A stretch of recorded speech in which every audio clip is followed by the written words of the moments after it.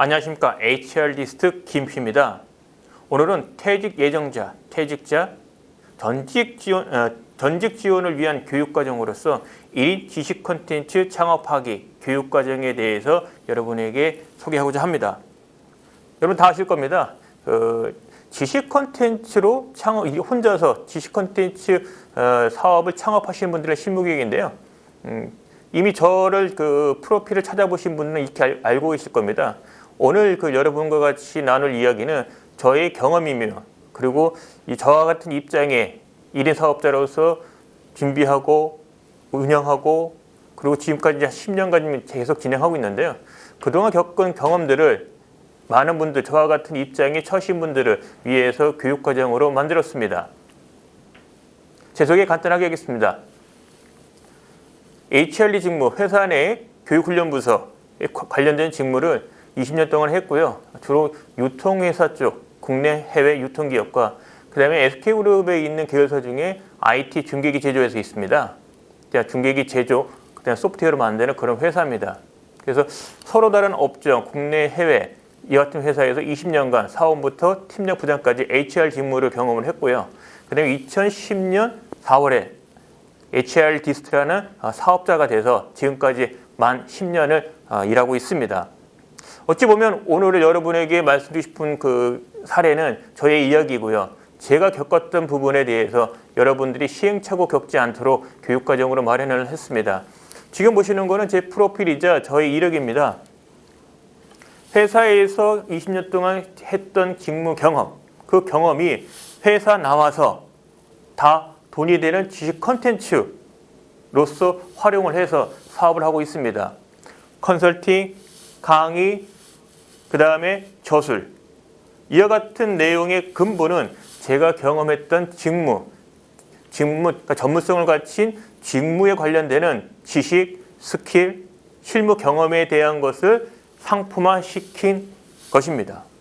10년 동안 컨설팅 14개를 해왔고요. 그 다음에 매년 공기업, 영리기업, 그 다음에 일반 기업 이와 같은 곳에 출근하고 있고요. 그 다음에 저희가 경험했던 이 직무를 유료 공개 교육으로 해서 지금 10년 차 이틀짜리 교육과정 같은 경우는 54회를 해오고 있습니다. 앞으로도 할 거고요. 그래서 여러분에게 감히 말씀드립니다. 1인 지식 콘텐츠 창업 가능하다. 문제는 어떻게 준비하고 어떻게 운영을 해야지 여러분이 생각하시는 1인 창업, 1인 사업자로서 성공할 수 있는가에 대한 이야기를 드리고자 합니다. 이미 지난 2016년에 전자책 이북으로 해서 제가 글을 쓴 게 있습니다. 저희 경험담을 썼던 거고요. 이미 이 책 이후로도 지금 5년을 지금 맞이하고 있는 거고요. 그래서 오늘 말씀드릴 교육은 이 당시 썼던 책 내용, 창업부터 운영하기까지의 노하우, 플러스 그 이후의 일에 대한 것도 같이 담아서 여러분에게 소개하고자 합니다. 이미 이와 같은 것은 서울시 재단에 있는 50 플러스 여러 가지 캠퍼스가 있는데 그중에 중부 캠퍼스에서 최초로 제 교육과정이 개설이 됐었고요. 그때는 21시간 과정으로 진행이 됐었습니다. 그 다음에 KMEC에서 주관하는 이와 같은 교육과정 중에 제 강의 과목이 포함되기도 했습니다. 오늘 여러분과 같이 다룰 내용 부분은 총 이 교육과정은 4개의 모듈로 구성이 됩니다. 그래서 지금 동영상 보시는 분은 각각의 모듈의 각 편에 해당하는 보시는 분, 또는 이 전체가 통합된 동영상을 보시는 분, 두 가지로 나눠주실 건데요. 어쨌거나 오늘 여러분에게 소개드릴 내용은 1인 지식 콘텐츠 창업 교육과정은 4개의 모듈로 구성이 된다. 첫 번째 모듈은 내 노하우를 지식 콘텐츠로 전환하기. 많은 분들이 한 회사에 또는 여러 회사를 거치면서 특정한 직무의 전문성을 갖추고 있다면 그 전문성을 갖추고 있는 지식 콘텐츠, 특정한 지식과 스킬과 실무 경험은 중요한 지식 콘텐츠입니다. 장차 사업으로 활용할 수 있는 그런 내용이죠. 근데 이것만 있다고 해서 돈을 벌 수 있느냐? 그건 절대 아닙니다. 돈을 벌 수 있는 구조를 만들어야 됩니다. 흔히 생각하는 여러분들 회사라면은 사옥이 있고요. 사업장이 있죠. 그러면 일익 지식 콘텐츠 사업을 하신 분 입장에서 필요한 것이 있습니다. 저는 그것을 SNS 채널이라고 부릅니다. 1인 사업자에 보면 자신만의 플랫폼이죠. 그것을 만드는 방법을 모듈 2에서 모듈 2에서 알려드릴 겁니다. 모듈 3에서는 실질적으로 1인 사업자로서 지식 콘텐츠 분야의 1인 사업자로서 실질적으로 매출을 발생시키는 방법에 대해서 집중적으로 말씀을 드릴 거고요. 그래, 많은 분들이 의아합니다. 궁금해합니다.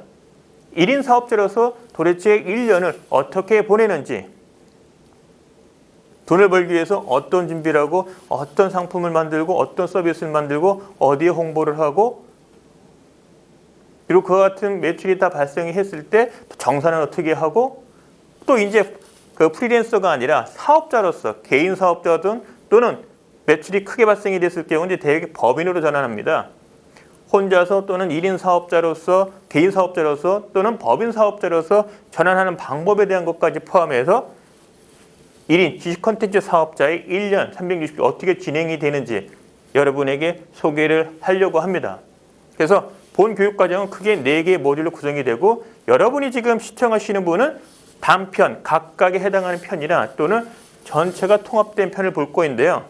오늘은 이 시간은 그 중에서도 모듈 1, 내 노하우를 지식 콘텐츠로 전환하기에 해당하는 강좌가 되겠습니다.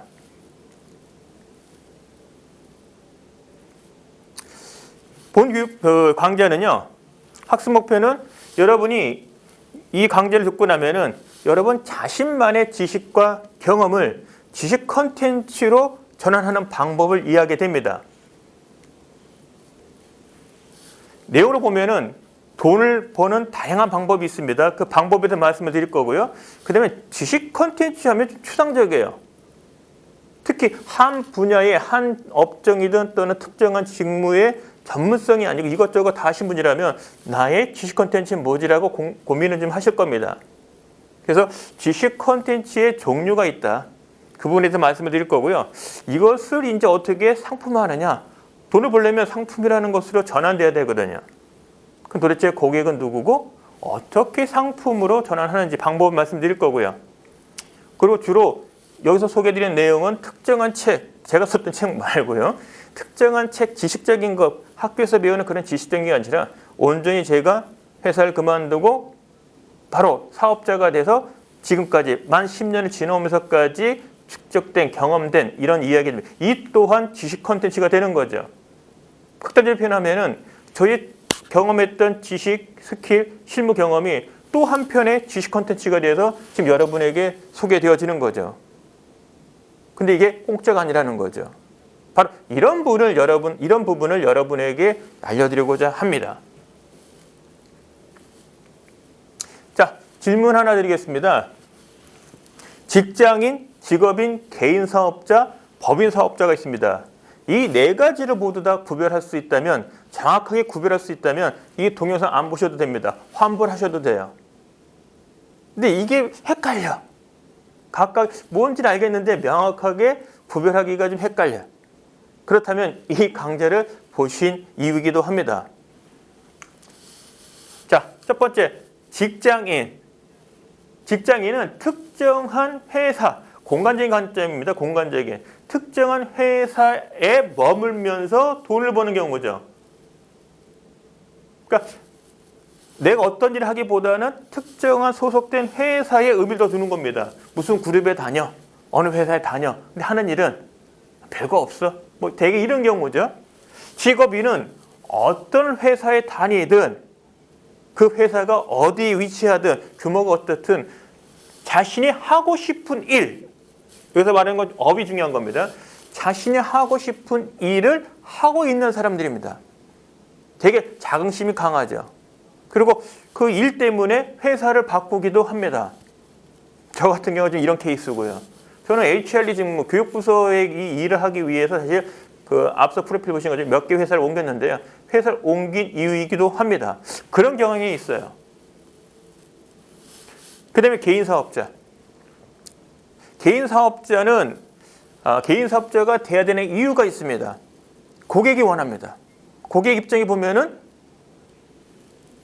계산서, 세금 계산서 또는 계산서를 요구를 합니다. 우리 카드 쓰면 영수증 발급하는 것처럼 상품 또는 서비스를 우리가 제공을 하면은 고객으로부터 대가를 받는데 고객이 지불하는 부분에 대해서 요구하는 게 계산서 발행이에요. 그럴 경우는 반드시 사업자가 돼야 됩니다. 그래서 프리랜서는 사업자가 아니라 근로소득 개념에서 정산을 받게 되는 거고 세금을 내야 되는 거고 사업자가 되는 순간부터는 사업자로서 종합소득세를 과세받게 됩니다. 좀 달라지죠. 근데 법인 사업자는 대부분은 법인으로 만드는 것은 이제 큰 부담이 없어요. 근데 왜 법인 사업자가 중요하냐?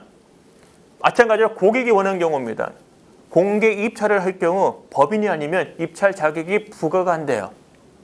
또 하나 부분, 개인 사업자로서 매출이 커요. 대개 2억대. 연간 매출이 2억이 넘으면은 세금이 좀 과다해집니다. 그 세금을 줄이기 위해서는 법인 사업자가 되는 것이 유리해요. 그래서 법인 사업자가 1인 또는 복수의 인원수 될 수가 있는데요. 어쨌거나 법인 사업자를 가는 경우도 있다. 1인 사업자 그 다음 루트로는 이렇게 가는 경우도 있습니다. 그리고 개인 사업자를 하더라도 급여를 주는 직원들을 또 같이 회사처럼 직원을 채용을 해서 고용을 해서 일을 할 수가 있죠. 여기 또 한 가지가 있습니다. 나는 회사하고는 무관해. 다니는 일이 내가 좋아하는 일을 해. 그래서 일본의 그 덕후들 있지 않습니까? 애니메이션 또는 그 피규어 등등등 특정 분야의 그 전문성 같은 오다쿠라고 부르죠. 일본에서는. 그 덕후들이 있는데 특정한 분야에 관심이 많은 근데 전문성을 갖춘 이런 사람들도 사실은 특정한 직장이 아니지만 그래도 좋아하는 어떤 그 직장에 다니는 건 아니지만 개인 차원에서 특정한 업을 갖고 있다고 볼 수가 있습니다. 그래서 제가 말씀드리고 싶은 것은 돈을 버는 방법은 이와 같은 유형. 여기 부가적으로는 표현은 안 됐지만 덕후 같은 분들도 사실은 돈을 벌 수가 있죠. 그렇다면 여러분이 지금 회사에 재직하지 않는 경우, 회사를 나온 경우라면 직업인 또는 개인 사업자 또는 법인 사업자 이와 같은 것 중에 하나일 확률이 높습니다. 그래서 오늘은 여러분에게 소개할 내용은 바로 개인 사업자가 돼서 지식 콘텐츠 사업을 영위하는, 운영하는 그런 관점의 이야기입니다. 지금 보시면 진단표가 하나 있는데요. 총 31개입니다만은 제가 1인 사업자가 돼서 한 5년을 경과해 보니 5년이 지난 시점에 보니 꼭 알아야 될 것들이 있더라고요. 그 내용을 쭉 정리해 본 겁니다. 그래서 1인 사업자가 되기 전에 특히 지식 콘텐츠 분야의 1인 사업자가 되기 위해서 무엇을 알아야 되지? 사업자가 돼서 뭘 해야 되지? 사업자로서 1년 사이클이 어떻게 진행되지? 그 사업자니까 또 세금 부분 있죠? 세금에 대한 정성을 어떻게 하는지. 그리고 이것도 사업인이 사업계획 관점에서 어떻게 계획하고 정산해야 되는지, 결산해야 되는지 이런 부분들에 대한 걸 총망라해 봤습니다. 그래서 여러분들이 이 진단표를 갖고서 여러분이 각각의 항목에 대해서 나는 자신감 또는 하고 있느냐 이런 질문입니다. 주로 알고 있느냐 하고 있느냐 그런 면에서 얼마큼 긍정적인 응답을 하느냐가 현재 여러분이 1인 지식 콘텐츠 사업자로서의 사업 수행 능력을 가늠할 수 있다고 봅니다. 잘 안 보이시죠? 그래서 크게 만들었습니다. 자, 총 31개인데요. 사업자로서의 특징 설명, 성공 사례 예시, 실패 사례 예시. 많은 분들이 성공 사례만 찾는데 사실 실패도 많습니다. 실패 사례를 찾아봐야 사실은 성공할 수 있는 또 지름길이 되죠. 그 다음에 창업 시 고려사항 부분들. 창업만 하면 돈 많이 벌 것 같죠? 절대 안 그렇습니다. 그래서 어떤 준비를 하느냐가 향후의 성공 여부에 대한 것을 또 가늠하는 거고요. 그래서 제가 강조하는 내용인데요. 브랜드가 없이는 사업을 하지 말아야 됩니다. n분의 1로 가면 안 돼요. 나만의 뭔가 유니크한 게 있습니다. 그런 면에서는 자신의 아이덴티티, 자신이 다루는 주식 컨텐츠 또는 자신의 사업체에 가장 맞는 뭔가 브랜드가 있다면 그 브랜드와 사업체명을 일치시키는 그런 네이밍이 필요하다. 그리고 사업자가 되는 방법이 있습니다. 등록하는 방법이 어렵지는 않아요.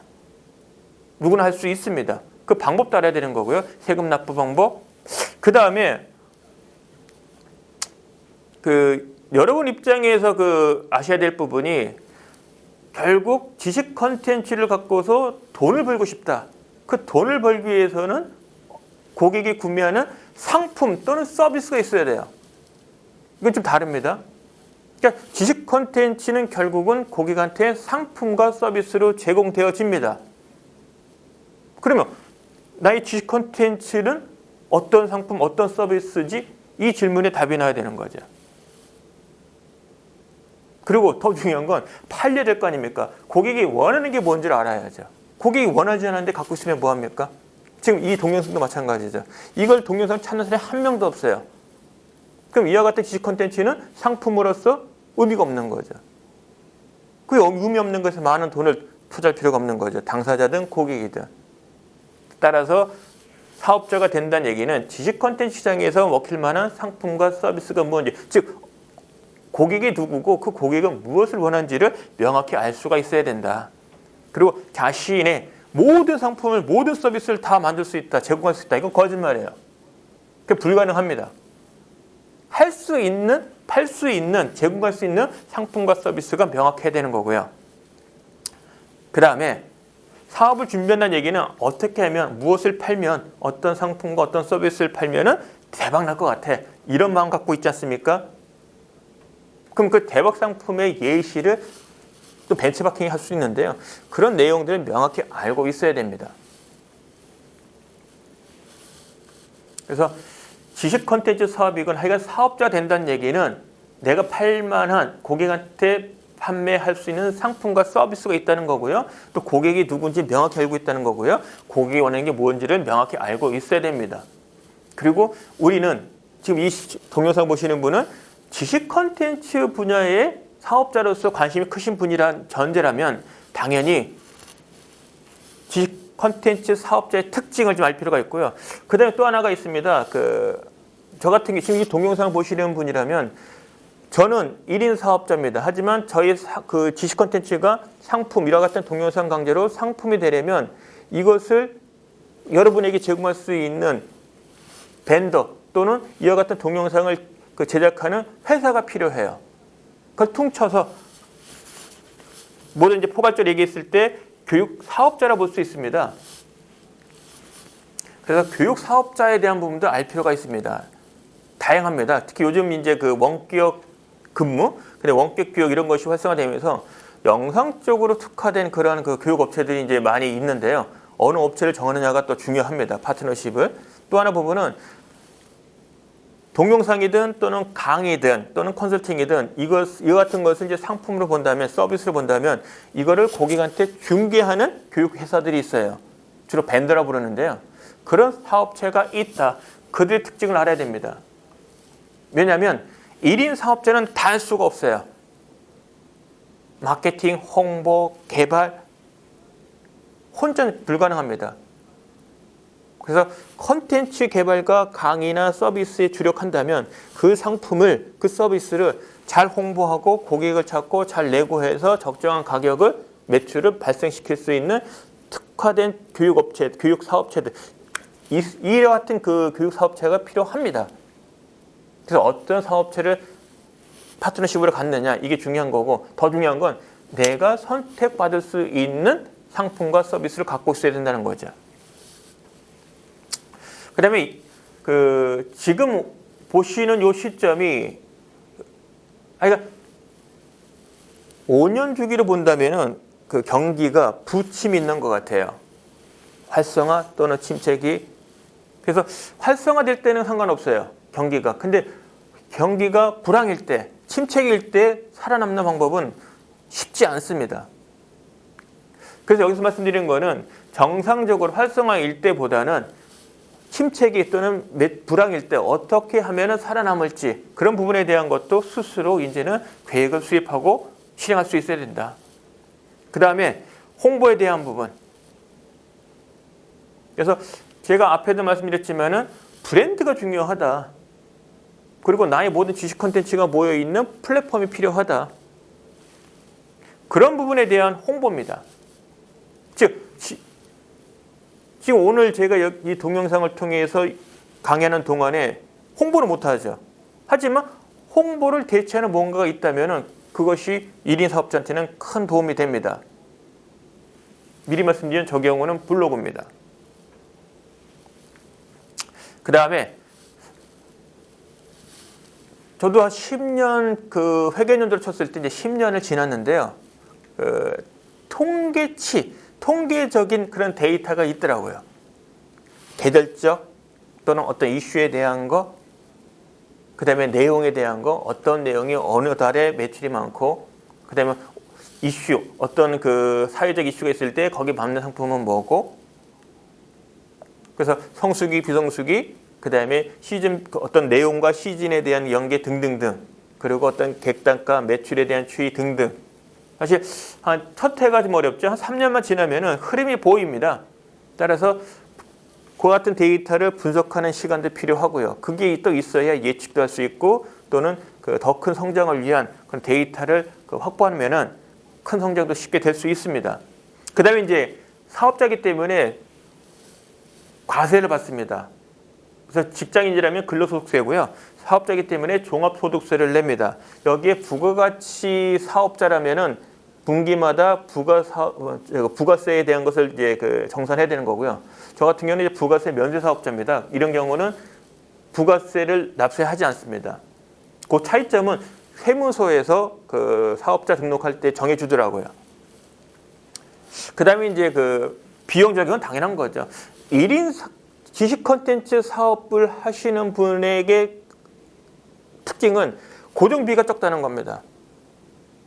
그러니까 지식 콘텐츠라는 것은 재고가 없어요. 그걸 유지하기 위해 뭔가 도움도 필요하지 않습니다.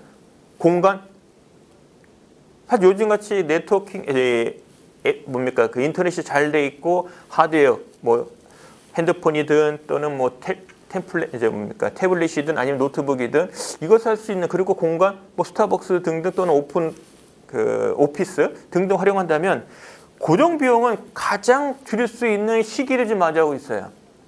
심한 경우는 뭐 버스 안에서도 뭐 제안서를 수정할 수 있으니까요. 수정해서 바로 보낼 수 있고, 미팅, 고객사나 아니면은 가까운 그런 커피숍을 이용한다면 큰 무리는 없죠. 굳이 사무실을 가질 필요 없는 것 같아요. 뭐 그런 얘기 있지 않습니까? 사무실에 있을 시간에 나가서 돈 벌어야죠.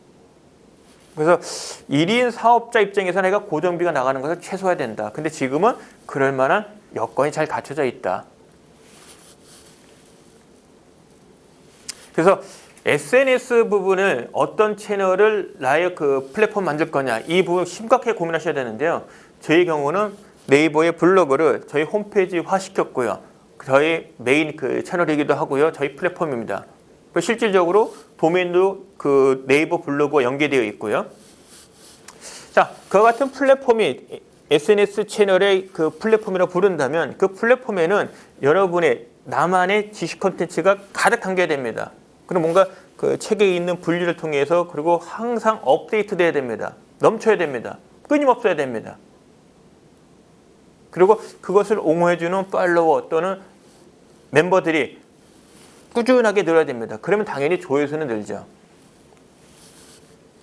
그래서 그와 같은 컨텐츠만 있다면, 플랫폼이 있다면 이제는 끌어모으고 유지하고 더 적극적으로 그 플랫폼 활용해서 나를 홍보하는 그런 부분에 대한 방법을 알아야 됩니다. 자, 근데 이제 사업자니까요. 사업자로서는 내가 벌 수 있는 매출이라는 게 사실 무한하진 않아요. 이게 욕심이라는 게 있습니다. 돈을 많이 벌수록 또 데미지가 있어요. 또 잃는 게 있습니다. 그래서 저는 뭐 건강이라고 표현하는데요. 365일 내내 강의해 보십시오.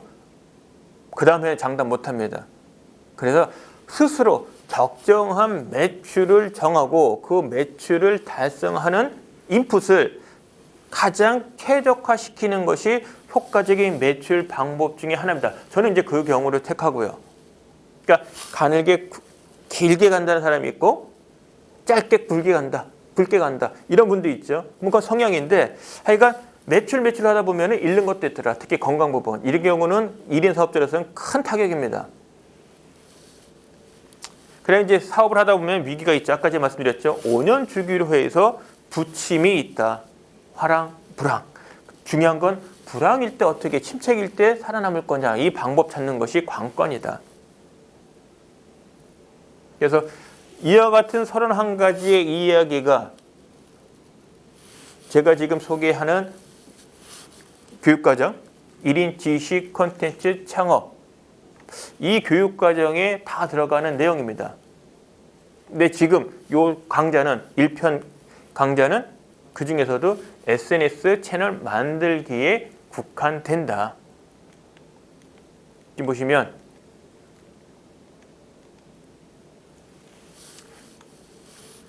콘텐츠 전환해서 만들기. 오늘은 요 모듈 1편이고요. 그래서 이어서 요 시리즈로 나갈 거고 요 전체가 모여서 1인 지식 콘텐츠 창업 교육과정이 되는 겁니다. 지금 말씀드린 거는 요 부분이고요. 31개 그 자기 항목에 대한 자기 진단 태그 하시면은요. 제가 추천하고 싶은 거는 4점 이상 되면은 하여간 사업으로서 이 1인 사업자가 되는 데는 무리는 없다. 근데 그렇지 않다면 조금 더 준비하실 필요는 있다. 그럼 얼마큼 준비해야 되느냐? 사실 쉽지는 않습니다. 저도 퇴직을 결정하는 것은 사실은 퇴직일로부터 한 일주일 전에 퇴직을 결정을 하고 퇴직한 후 일주일 뒤에 바로 1인 사업자로서 활동을 했고요. 사업체에 등록한 거는 퇴직하고 나서 2개월 지난 뒤에 했습니다. 1월 31일자 퇴직, 4월 5일날 사업체, 제 개인 사업자 등록. 그래서 제가 날짜는 좋더라고요. 4월 5일 식목일입니다. 그래서 여러분이 이 체크리스트 보시면 점수가 4점이 안 되면 아직 때가 아니다. 20년 동안 준비한 저도 사실은 지금 그동안에 10년 동안 계속 큰 성장을 했느냐? 부침도 있고요. 물론 이제 꾸준하게 유지하는 것도 있습니다만 쉽진 않습니다. 그런 것쯤에서 재직하는 동안에 가급적 이런 준비를 많이 하는 것이 좋다. 왜? 어차피 하고 계시는 일을 토대로 해서 나의 지식 콘텐츠가 메인이기 때문에 지금 회사 내에 머물러는 것이 꼭 데미지는 아닙니다. 나쁜 것만 아닙니다. 그걸 어떻게 상품화 시키느냐, 서비스화 시키느냐 그런 방법을 준비한다면 막상 나왔을 때 덜 불안할 겁니다. 자, 이제 내용 하나씩 보겠습니다. 지식 콘텐츠를 그러니까 내가 경험한 특정한 분야에 대한 지식과 스킬과 그 다음에 경험을 지식 콘텐츠화 시키는 방법은 과학적 산출식 이런 부분은 아닌 것 같아요. 완전히 이거는 개인 능력입니다.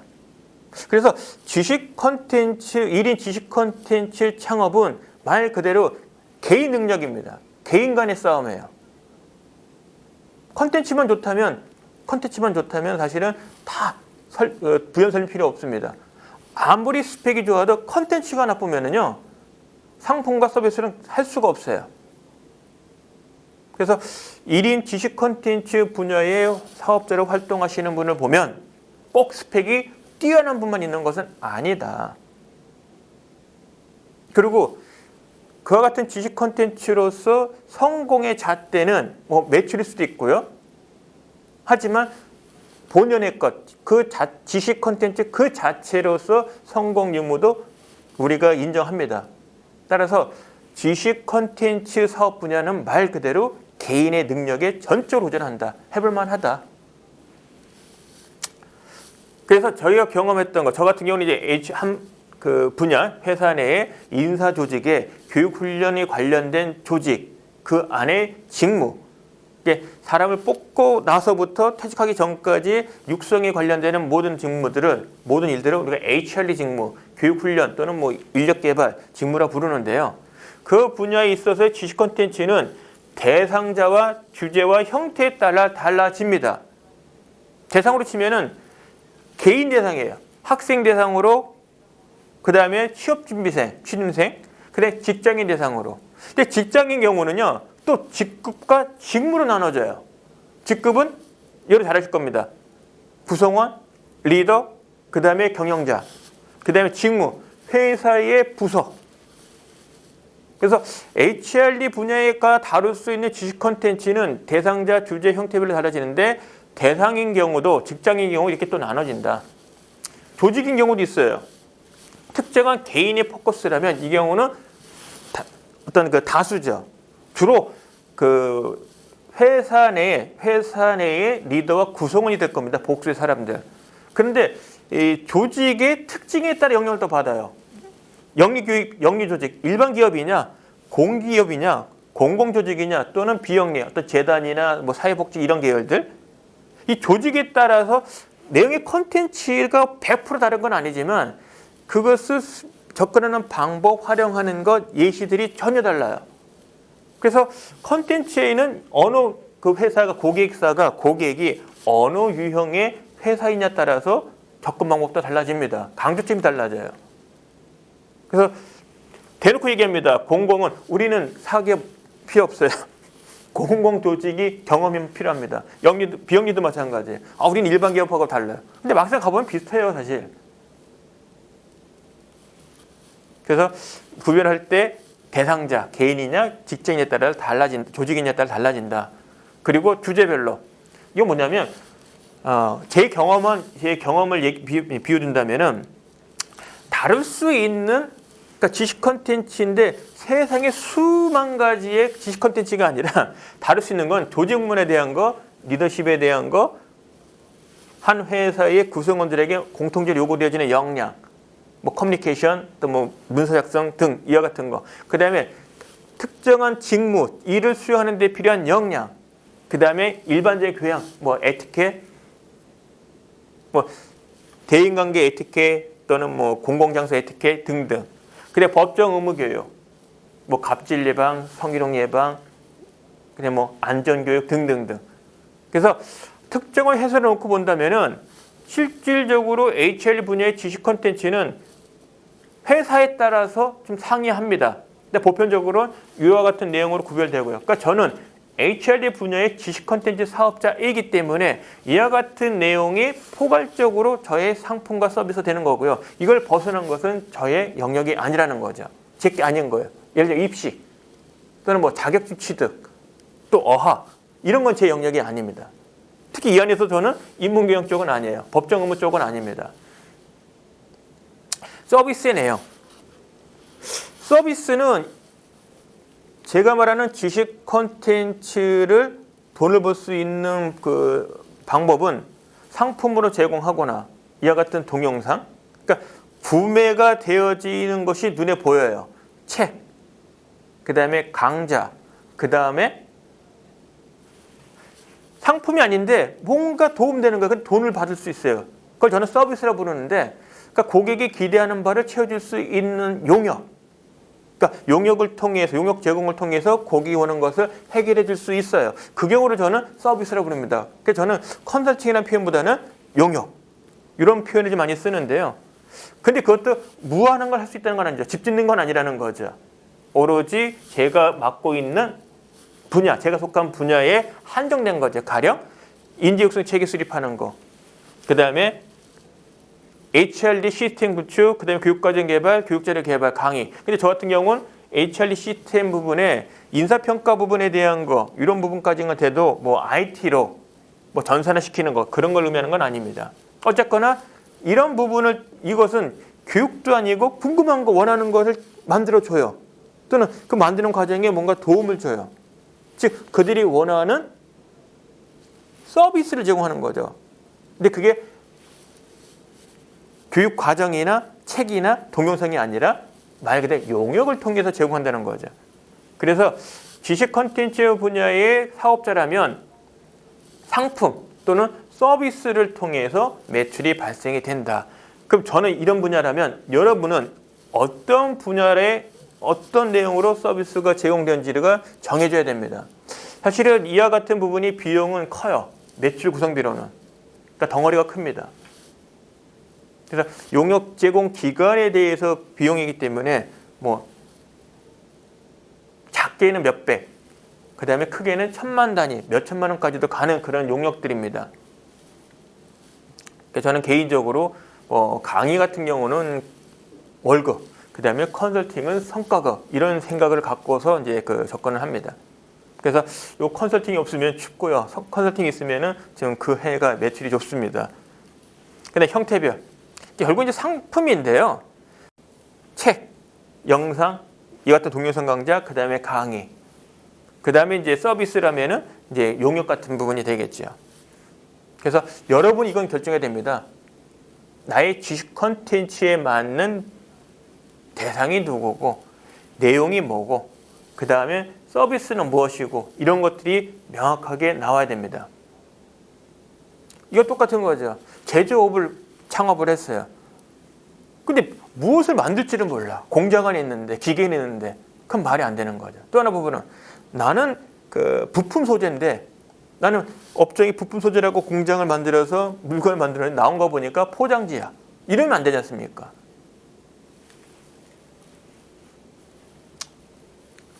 지식 콘텐츠를 결국은 상품화시켜서 매출을 발생시켜야 되는데요. 상품화시킨다는 얘기는 그것을 구매하는 고객이 있다는 얘기입니다. 따라서 고객이 지식 콘텐츠를 구매하는 이유를 명확하게 알아야 됩니다. 첫 번째, 나의 고객이 누구냐, 나의 상품이 뭐냐, 나의 서비스가 뭐냐, 이 부분이 명확해야 되고요. 더 구체적으로는 그 고객이 원하는 게 뭔지를 아셔야 되는데, 결론적으로 말씀드리면 고객이 원하는 변화를 만들어 주는 겁니다. 뭐를 통해서? 지식 콘텐츠 제공을 통해서. 그럼 신기하죠. 고객이 원하는 것을 지식 콘텐츠로 채워준다? 어떻게? 일단 무엇을 원하는지를 알게 해줍니다. 무엇이 문제인지를 알려줍니다. 그 다음에 모르는 것을 알려줘요. 그리고 행동의 변화를 나타나게 만듭니다. 그런 부분들이 바로 실질적인 가치가 되는 거죠. 그 얘기입니다. 결국 고객이 원하는 것은 난 필요한 지금 상태가 아니라 낮은 상태로 가고 싶어. 그럼 만들어줘. 그러니까 변화의 핵심은. 근데 그 변화의 내용을 보면은 도대체 난 문제가 뭔지 그조차도 몰라. 알게 만드는 거죠. 그 모르는 부분을 채워주고 행동을 바꿔주는 거고, 행동의 결과물로서, 행동의 그 변화로서 뭔가 원하는 결과가 나타내는 거죠. 그래서 고객이 원하는 것은 속내를 찾아보면 결국은 변화고, 그 변화는 레벨이 다르다. 따라서 이와 같은 변화를 행동의 결과물로서 이 결과가 바뀌기를 원하는 고객한테 인식을 바꿔주는 거. 당신 문제는 이겁니다. 그럼 안 맞는 거죠. 그럼 가치가 없는 거죠. 그럼 구매를 누가 하겠습니까? 여기까지는 다 할 수 있는데도 불구하고 매출이 발생 안 되는 거는 엇박자가 나는 경우도 있어요. 그 다음에 저 같은 경우는 이제 교육부서기 때문에 HRD 직무 분야라면은 강의라는 부분이 아주 중요한 상품입니다. 근데 저 같은 경우는 공개교육 상품이 있어요. 그러니까 현재까지 지금 진행되고 있는 겁니다. 특정한 업체하고만 합니다. 이것도 나중에 여러분 말씀을 드릴 건데, 저는 똑같은 지식 컨텐츠는 파트너십은 오로지 한 회사하고만 해요. 그러니까 동영상 강좌는 지금 요 시청하시는 한국 HRD 교육센터하고만 하고 있고요. 집합교육으로 공개교육은 인사드림 HR 에듀센터하고만 합니다. 똑같은 지식 컨텐츠를 다른 사업자하고 같이 하는 것은 사실 신의 성실 관점에서는 안 좋습니다. 저는 아까 말씀드린 것처럼 가늘게 길게 가는 겁니다. 근데 잘 보시면 이틀짜리 54번 했고요. 그 다음에 하루짜리 20번을 했고요. 그러니까 10년 차, 그 다음에 한 4, 5년 차 된 겁니다. 이런 것들이 지금까지 진행되고 있고 앞으로도 계속 이어지고요. 동영상 강좌도 지금 요거까지 포함한다면은 교육과정 치면은 5개의 교육과정이 지금 만들어지는 거죠. 이것이 저희 상품입니다. 이거는 제가 갖고 있는, 제가 가장 자신 있는 분야의 지식 컨텐츠인 거고요. 여러분들은 이 동영상을 보시는 여러분이라면 저 사람 대신에, 저 대신에 내 분야로 여러분이 속하신 분야, 가장 자신 있는 분야의 강의, 서비스, 교육 내용, 그 다음에 고객 이렇게 견뎌보시면 돼요. 여러분도 가능합니다. 제 프로필 보셨지만은 다른 거 없어요. 일반적인 스펙입니다. 단 제 분야만큼은 정말 열심히 일을 했고 전문성에 대한 지식과 스킬과 그 실무 경험이 있어서는 나름대로 자신이 있고요. 또 인정받고 있고요. 인정받았고 받고 있고요. 그럼 여러분도 저와 같은 입장이라면 여러분만의 그런 상품이 가능하다. 예시입니다. 잘 보이시는지 모르겠어요. 이틀짜리 교육인데 45만 원짜리예요. 이거를 쉬운 4번을 해왔다는 겁니다. 지난 10년 동안. 요건 지금 여러분 들어와 있는 이 동영상 강좌 부분이죠. 공짜가 아니라는 얘기입니다. 이런 부분이 상품이라는 거죠. 뭐로? 지식 콘텐츠로. 그 지식 콘텐츠는 온전히 나의 가장 자신 있는 분야의 지식, 스킬, 실무 경험에 대한 것으로 구성된 지식 콘텐츠입니다. 그게 돈이에요. 그럼 이제 어떻게 상품화, 서비스화 하느냐는 거죠. 그래서 저희 스토리입니다. 2011년, 그러니까 제가 회사 그만둔 게 2010년 1월 31일자로 그만뒀고 사업자가 된 거는 2010년 4월 5일이었고요. 이와 같은 교육 상품들, 공개 교육, 그 다음에 동영상 강좌 이런 부분들은 지난 2011년부터 지속적으로 해오고 있고 여기 이제 빠져 있는데요. 2020년에 지금 이 과정을 비롯해서 지금 3개가 개설되고 있습니다. 계속 이어지고 있죠. 여러분도 가능하다. 그 다음에 강의. 저희 그 1년간 매출로 본다면 강의가 한 65% 차지합니다. 35%가 컨설팅이고요. 그러니까 컨설팅이 없으면 그만큼 매출 준다는 얘기죠. 그리고 강의 중에서도 고객사에 찾아가서 하는 강의, 그 다음에 공개 교육, 고객을 불러 모아서 하는 교육 이렇게 본다면 한 7대3이나 6대4 정도 비율이 됩니다. 고객사 찾아가는 강의가 한 6이나 7이 되고요. 그 다음에 아까 보여드렸던 요 공개 교육의 매출 부분은 한 3이나 강의 전체 매출 중에 3이나 4가를 차지합니다. 그래서 제 블로그 가면 그냥 오픈되어 있습니다. 실질적으로 제가 강의 나간 것들은 기록을 남겨요.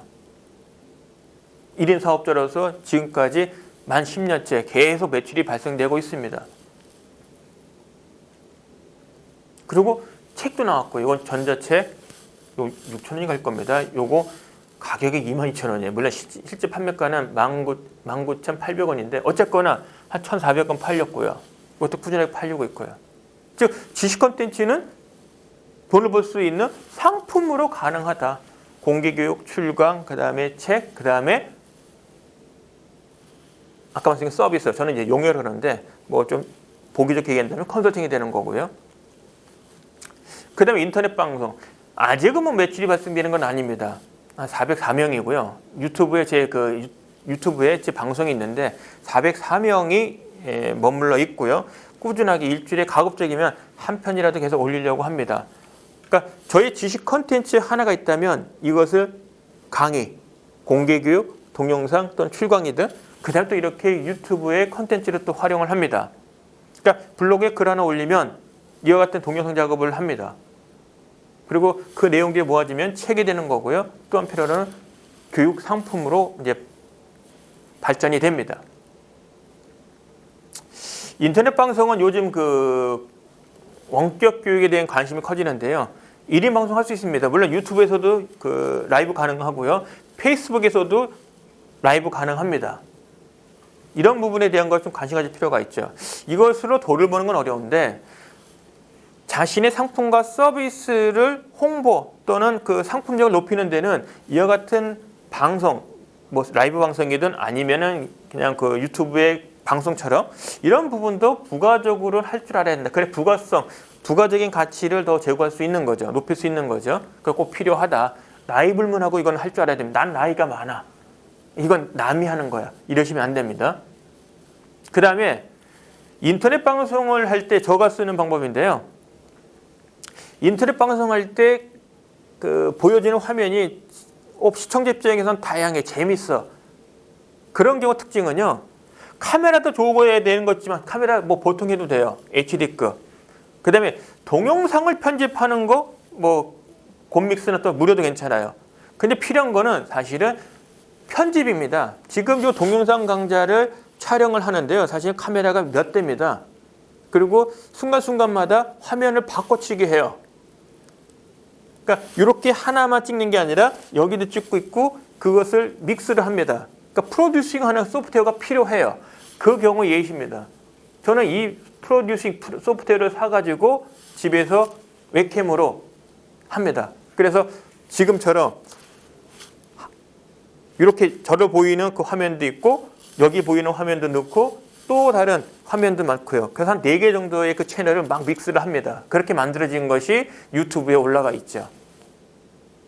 바꿔 얘기하면 인터넷 방송, 라이브든 녹화든 인터넷 방송 만들려면 필요한 소프트웨어, 그 다음에 하드웨어도 필요하다. 근데 너무 과다한 비용은 필요 없어요. 뭐 조명이 중요하다고 합니다. 그냥 LED, 뭐 띠처럼 되어 있는 게 있습니다. 간접 조명할 수 있는. 뭐 싼 거 사서 해도 돼요.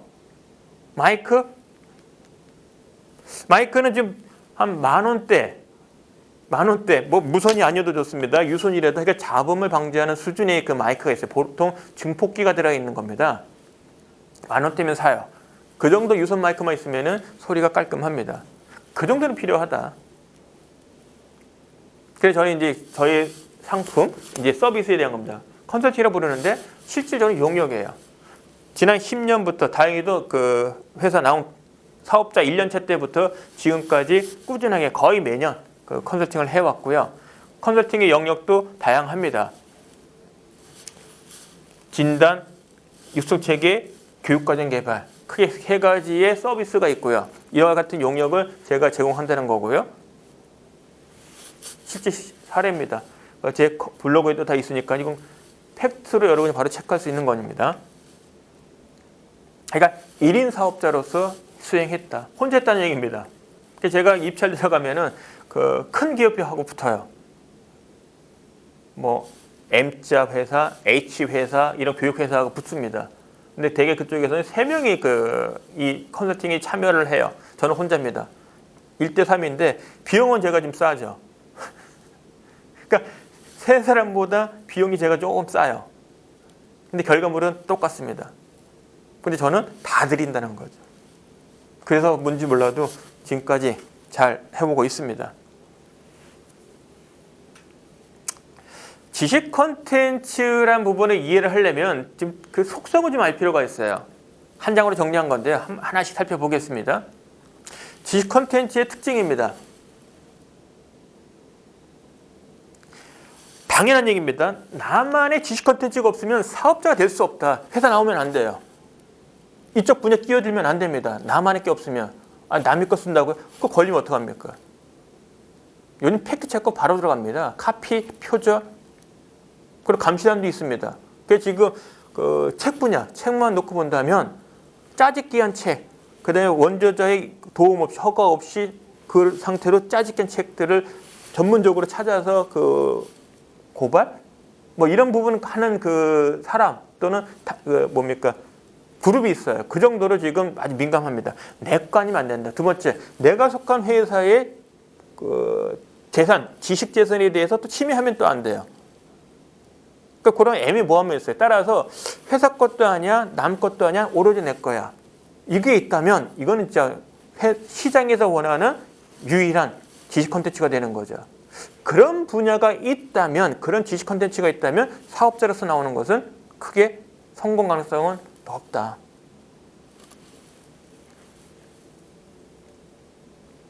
그 다음에 지식 콘텐츠 사업을 한다면 지식 콘텐츠 특징은 결국은 알려줘야 돼요. 누군가 설명해 줘야 돼요. 그런데 설명을 하다 보면은 실제 내가 그걸 안 했거든, 안 해봤거든, 모르거든. 그러니까 지금 자료 보고서 설명한 것뿐이 전달한 거예요. 이러면 안 된다. 온전하게 자신이 실제 배웠고 해봤고 경험했던 것들, 시행착오 겪었던 것들이 지식 콘텐츠가 돼야 된다. 그 얘기입니다. 내가 모르는 건 우리 그런 뭐 영화에도 그런 거 있지 않습니까? 그런 대사가 너나 잘하세요. 이러면 큰일 나요. 강의를 가보면 교육생이 저보다 나온 사람도 있을 수 있어요. 그래서 되게 표정이 얼마나 잘하나. 너 해봤어? 뭐 이런 표정들도 있어요. 그래서 실제 내가 모르는 상태에서 남 앞에 쓰는 것은 지식 콘텐츠의 그 전문가로 나서는 것은 도의적으로 아니다. 그 다음에 1년만 뭐 지식 콘텐츠 사업자 되는 게 아니라 꾸준하게 내가 일을 할 수 있는 동안에 꾸준하게 한다 그러면 지속적으로 업그레이드 됩니다. 그 내용이. 저희 경우라면 제가 속했던 회사 삼성그룹의 계열사 특히 유통 분야, 그 다음에 해외 기업의 유통, 그 다음에 SK그룹의 IT 중계기 제조회사라는 이와 같은 경험에 관련된 지식 콘텐츠였다면 회사를 그만두고 나서 10년 동안 머물면서 아까 우리 제가 보여드렸죠. 컨설팅 회사들. 많은 회사들 또 강의를 나가면서 접한 회사들을 보면은 저희가 알아야 되는 지식 콘텐츠의 영역, 그 다음에 깊이 이런 부분들이 더 업그레이드 됩니다. 그런 노력이 없으면 안 돼요. 그래서 계속 어떻게 표현해야 될까요? 살찌운다? 나만의 지식 콘텐츠가 점점 살찌워지는 그런 노력이 좀 필요합니다. 이게 붙어줘야 내만의 고유의 지식 콘텐츠 이 부분이 더욱더 가치가 업그레이드 됩니다. 이것도 마찬가지고요.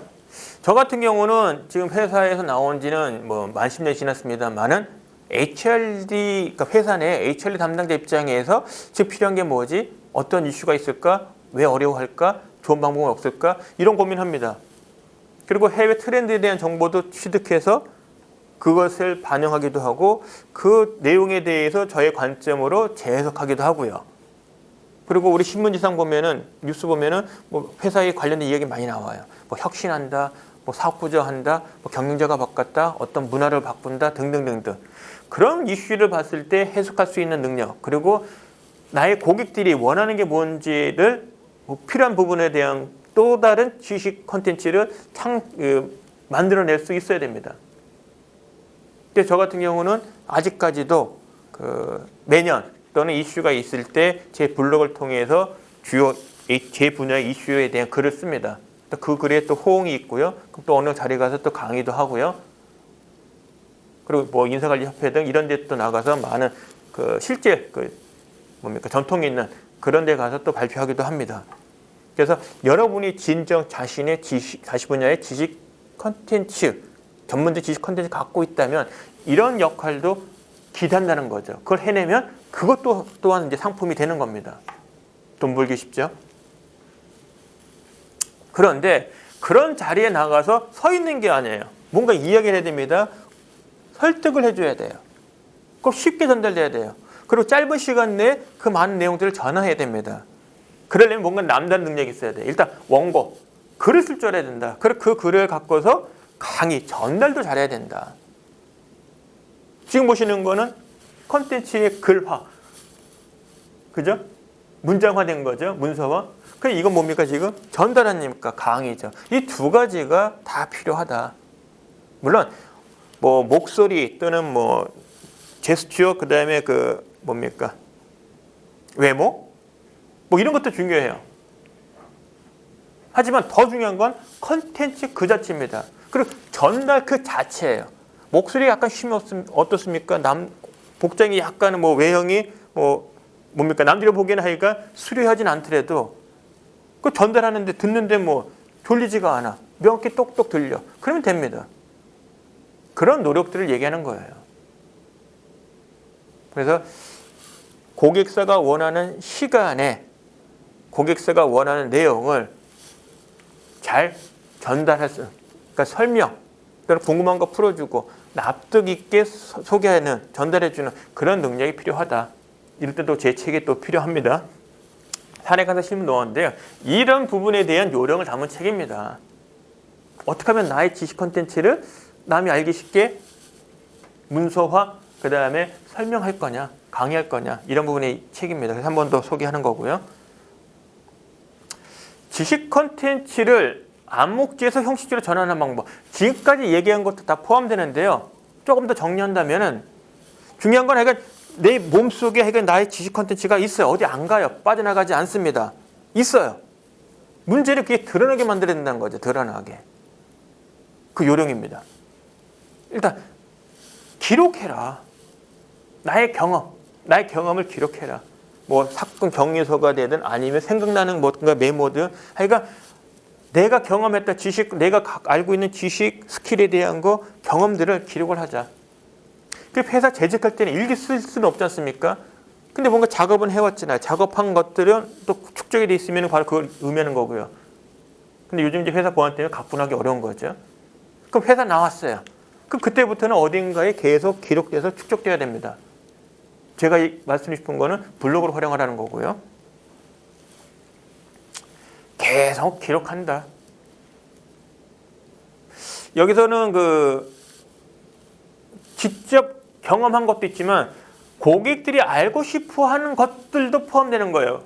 그러니까 내가 경험한 거 당연히 기록이죠. 근데 내가 직접 경험하는 게 아니야. 근데 어딘가 있어. 근데 고객을 원해. 그럼 그것도 기록 안에 들어와야 된다. 이 의미입니다. 그 다음에 수려한 글, 감동 있는 글보다는 건조하지만 일단 전달되어질 수 있는 글로 표현하는 것이 가장 중요하다. 글로화 이게 돼 있지 않으면 글로 만드는 것은 별도의 노력이에요. 오다 받았어요. 주문을 받았어요. 근데 머릿속에는 있어. 글로는 없어.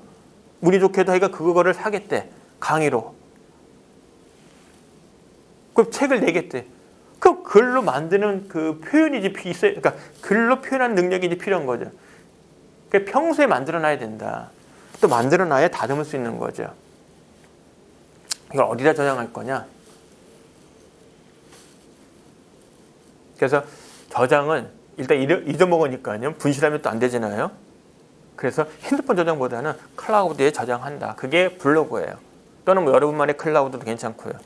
저는 권장하는 게 네이버에 보면 메일, 이메일, 그 다음에 일정, 그 다음에 메모, 그 다음에 연락처, 클라우드, 오피스, 뭐 설문조사 등등 이런 게 들어가 있습니다. 표지 문서들이 있고요. 저는 메모라는 부분을 통해서 수시로 스크랩합니다. 쓰기도 하고 스크랩을 해요. 그걸 토대로 해서 글을 씁니다. 어디에? 블로그에 올립니다. 그래서 결국은 뭔가 다듬어진 글이 모여져 있는 곳은 정보는 클라우드나 그 메모에 있는 거고요. 글, 정제화된 상품으로 쓸 수 있는 정제화된 글은 주로 블로그에 축적되어 있습니다. 수천 개가 올라가 있고요. 여러분도 가능합니다. 꾸준하게 쓰면 돼요. 매일이든 뭐 하루 걸러든 또는 일주일에 2번이든 또는 일주일에 1번이든. 근데 여러분이 지식 콘텐츠의 사업자의 꿈이 있다면, 뜻이 있다면 꾸준하게 써야죠. 사업자가 돼서도 마찬가지예요. 되기 전이라면 더 많이 써놔야죠. 왜? 사업자가 되는 순간 오픈해야 되지 않습니까? 근데 달랑 글이 하나예요. 그 의미가 없죠. 그리고 뭔가 발표할 수 있는 자료 또는 강의 자료. 지금 보시는 건 제가 블로그에 쓴 글과 이걸 비교한다면 전혀 다른 거죠. 이거는 여기에 해당이 되죠. 강의용 자료. 근데 이거의 원고는 다시 글로 되어 있는 거죠. 그리고 그 글이 블로그에 오픈되어 있기 때문에 그러니까 여러분이 발표하는 어떤 공개한 그 SNS 채널에 보면은 반응이 붙어요. 뭐 댓글, 좋아요, 뭐 이런 거 등등등등등.